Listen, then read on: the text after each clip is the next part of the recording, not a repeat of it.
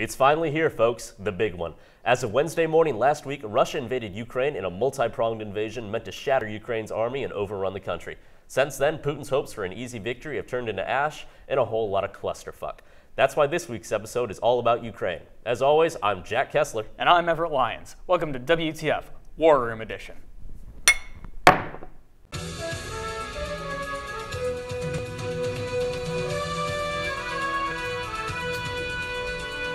Before we cover the current shit show, let's start with some history.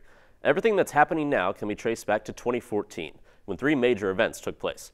The first was Euromaidan, a wave of massive protest in Ukraine which saw 130 civilians killed by security forces and removed pro-Russian President Viktor Yanukovych.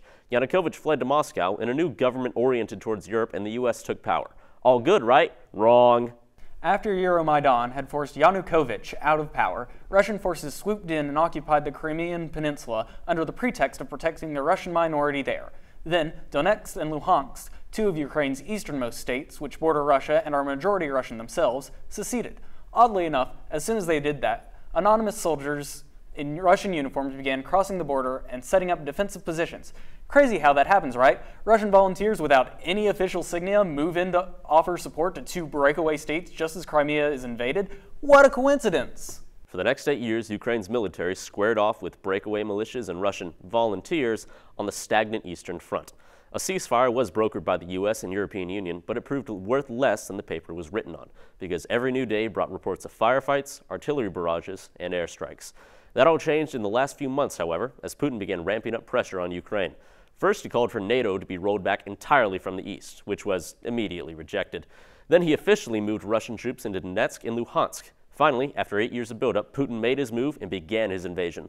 Let's see how that's gone.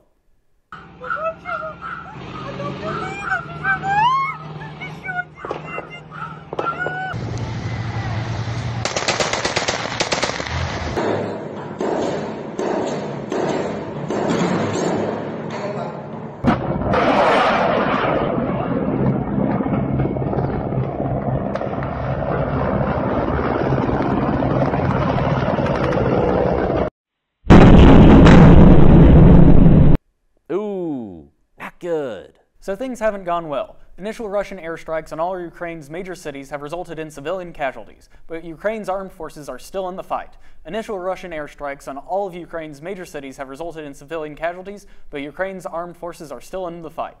President Zelensky has announced mandatory military conscription for all men aged 18 to 60 and even opened up the country to volunteer legions from Europe.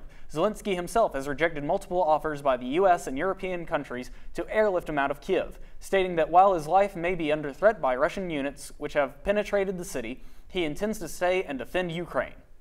Across the nation, Ukrainians have jumped at the chance to wage efforts against the Russian invasion.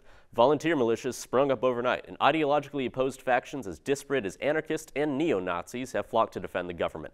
Even civilians have gotten in on the action. Those in occupied areas have begun harassing and protesting against Russian troops, while those in free Ukraine have jumped up and taken up arms and joined the fight.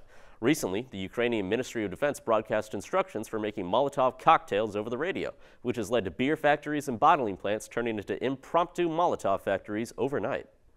At the international level, European support for Ukraine has led to a mass wave of arms, shipments, and financial aid. British missiles, Czech ammo, Polish rifles, Swedish body armor, and German tank traps have all reached Ukrainian forces and will soon be put to use against the invader.